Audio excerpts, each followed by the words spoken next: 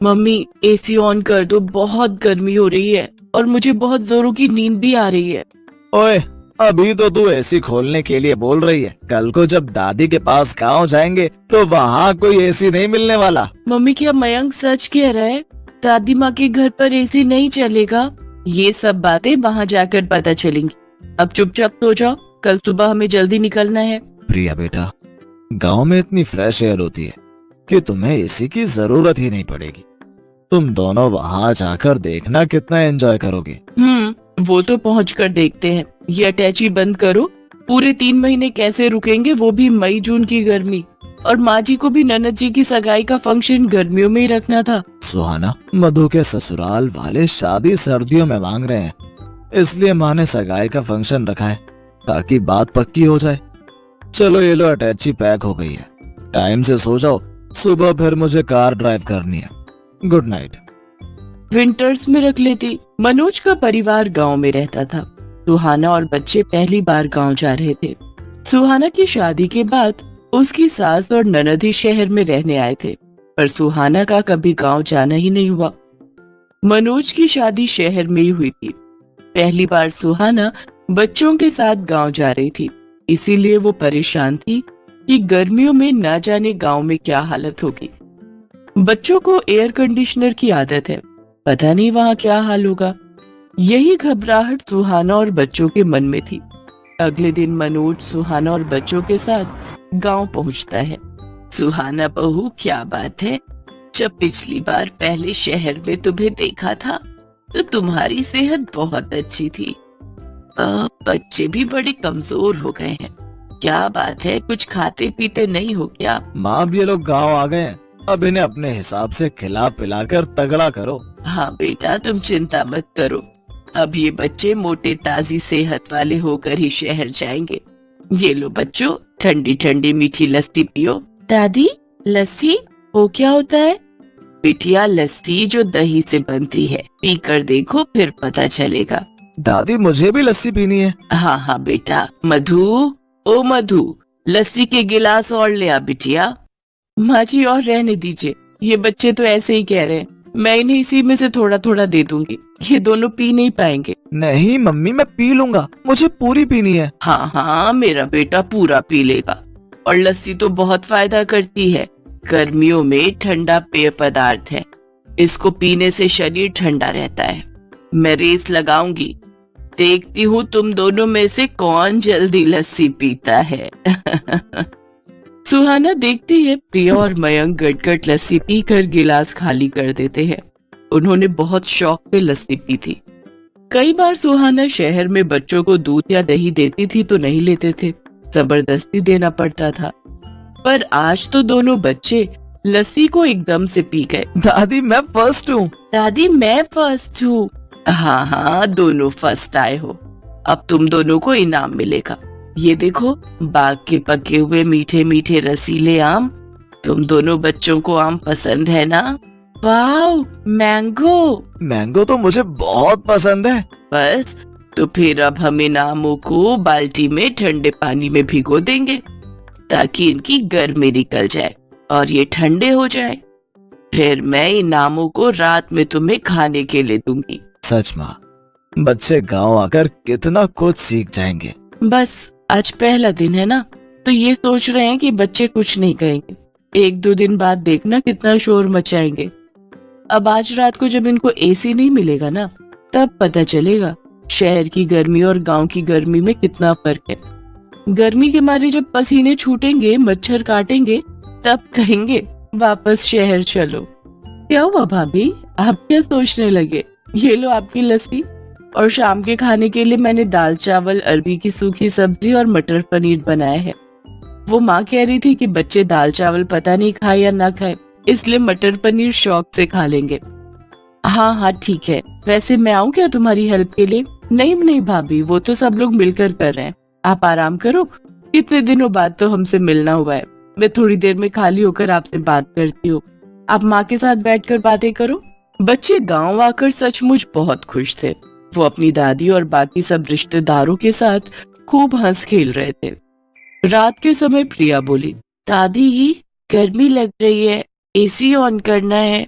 अरे बच्चों, तुम दोनों मेरे साथ छत पर चलो। सबके बिस्तर छत पर ही बिछाए हैं। माँ, कितने दिनों बाद आज हम सब मिलकर छत पर सोएंगे। सचमुच बहुत ही बढ़िया नींद आएगी। अब तो मेरी आंख सुबह ही खुलेगी।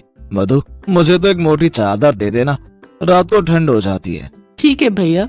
मनोज, कितनी बार तुम्हें कहा था कि गांव आने से पहले एक एसी गांव में भिजवा दो ताकि यहाँ फिटिंग हो जाती तो हम कमरे में आराम से सो सकते थे।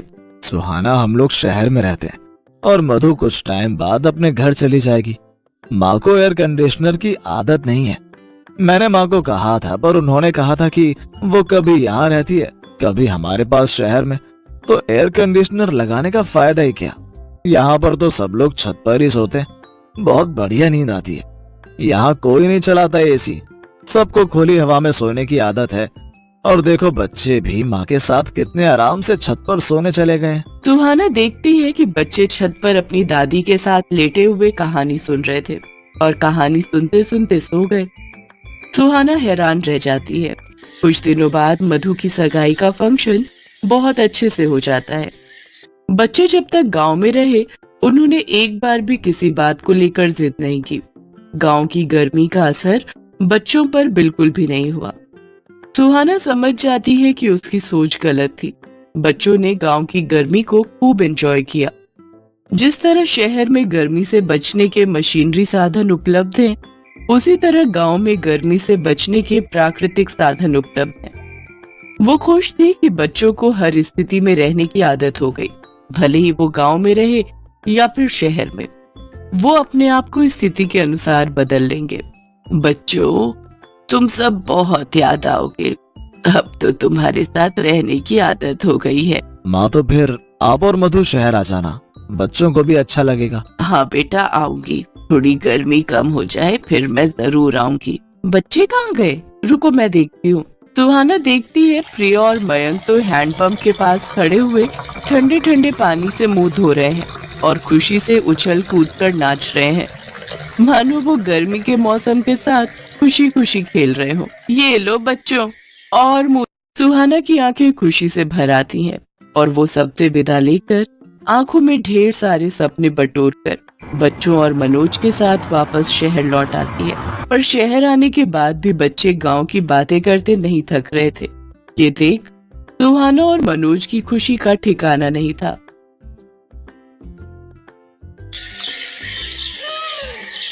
भयंकर गर्मी और तपती दोपहर में महेश कई दिनों से मजदूरी का काम कर रहा था। अचानक एक दिन, अरे भाइयों, देखो महेश चक्कर खाकर गिर गया है, इसे उठाओ और छांव में ले चलो। हम सबकी गलती है जो हमने इस सेठ का काम पकड़ लिया। कितनी बार तो कह चुके हैं कि दोपहर में जब गर्मी होती है थोड़ी देर काम रुकवा दे, पर यहाँ हमारी कोई सुनता कहाँ है। चलो भाई, फिर से काम पर लग जाते हैं, वरना सेठ जी आ गए तो दो बातें और सुना देंगे और पता चले कि हमारी पगार में से काट लेंगे। ये सब क्या हो रहा है, हैं? मैंने तुम्हें यहाँ काम करने के लिए रखा है या कि फालतू की बातें करने के लिए? और महेश, तू यहाँ लेटा क्यों हुआ है? काम नहीं करना क्या आज? या फिर आज के तेरे 100 रुपए काट लूं? सेठ जी महेश को काम करते हुए चक्कर आ गए थे, इसलिए हमने उसे छांव में लिटा दिया। तुम मजदूरों के सहारे अगर मैं ऐसे काम करने लगा फिर तो मुझे 2 साल एक घर बनाने में लग जाएंगे। महेश, अगर दोबारा ये गर्मी से बेहोश होने का नाटक किया तो मैं तुझे नौकरी से निकाल दूंगा। हाँ। महेश और बाकी मजदूर चुपचाप फिर से काम पर लग गए। अब वो लोग बीच में काम छोड़कर जाते तो सेठ उनके पैसे मार लेता, इसलिए सभी मजदूर उसके खिलाफ कुछ नहीं कह सकते थे। महेश काम करके शाम को सेठ से कुछ उधार पैसे लेने जाता है। अरे अंधे, तो पिछले 10 मिनट से पंखा बंद करके झाड़ू लगा रहा है, हैं? हो गई झाड़ू? अब जल्दी से पंखा चला और सामने कूलर का बटन भी खोलता जा और मेरे लिए बढ़िया सी ठंडाई बर्फ डालकर बना ला। चल जा। जी मालिक, अभी बना कर लाता हूँ। कामचोर कहीं के, फिजूल की तनख्वाह खाने की आदत पड़ गई है, हैं? और एक काम नहीं करते, बताओ। हाँ महेश, क्या काम है? तू बोल। मालिक, कुछ पैसे उधार चाहिए थे। मेरे घर का पंखा खराब हो गया है और बिना पंखे के रात को बीवी बच्चों को बहुत गर्मी लगती है। अगर आप कुछ पैसे उधार दे देते तो मैं घर के लिए एक नया पंखा खरीद लेता। तेरा दिमाग खराब हो गया है? मेरे पास इतना फालतू का पैसा नहीं है जो मैं तुम सारे मजदूरों पर उड़ाता रहूं। मुझे भी अपना घर चलाना है भाई। और तुम लोगों को क्या गर्मी लगेगी? तुम तो वैसे भी खुली हवा में सोने वाले हो। आजकल इतना अच्छा मौसम है, बाहर आंगन में चारपाई डालकर सुला दिया करो बीवी बच्चों को। मैं पैसे उधार नहीं दूंगा। तेरा क्या भरोसा, कल तू बीमार होकर घर पर बैठ जाए तो मेरे तो पैसे चले जाएंगे ना। और हाँ, बहुत दिनों से देख रहा हूँ तू काम बहुत धीरे कर रहा है। कल सुबह जल्दी आ जाना। महेश उदास होकर घर आ जाता है। क्या हुआ जमुना, ये पिंकी लेटी क्यों हुई है? और सोनू कहाँ है? पिंकी को उल्टियाँ हो रही हैं। सोनू बराबर वाले मेडिकल से दवाई लेने गया है। सारी रात गर्मी से बच्चे सो नहीं पाते हैं, इसी वजह से तबीयत खराब हो गई है बच्चों की। तुमने पंखे के बारे में बात की? ये तो थी, पर सेठ जी ने साफ मना कर दिया। ज्यादा जोर डालूंगा तो कहीं नौकरी से ही ना निकाल दे। ये लो माँ दवाई। माँ, बहुत गर्मी लग रही है और जी भी घबरा रहा है, थोड़ी सी हवा कर दो। पिंकी बिटिया, आ मेरी गोदी में आजा, मैं तुझे हवा करता हूँ। पता नहीं हम गरीबों के साथ ऐसा क्यों होता है। ये अमीर लोग हमारी परेशानी को क्यों नहीं समझते हैं। थोड़ी सी मदद कर भी देंगे तो उनका क्या चला जाएगा। और फिर उधारी तो मांगे हैं, तुम तो काम करके पैसे चुका देते। एक बार कल फिर कोशिश करता हूँ, शायद सेठ जी का दिल पिघल जाए। महेश एक बहुत ही गरीब मजदूर था। छोटे से कमरे का किराया, रोजाना की रोटी सब्जी, भला 200 रुपए रोजाना कमाने वाला एक गरीब महेश नया पंखा कहाँ से खरीदता। महेश ने सोचा कि वो दोबारा एक बार कोशिश करके देखेगा। महेश और सारे मजदूर काम में लगे हुए थे। बहुत देर से सेठ का कहीं पता नहीं था।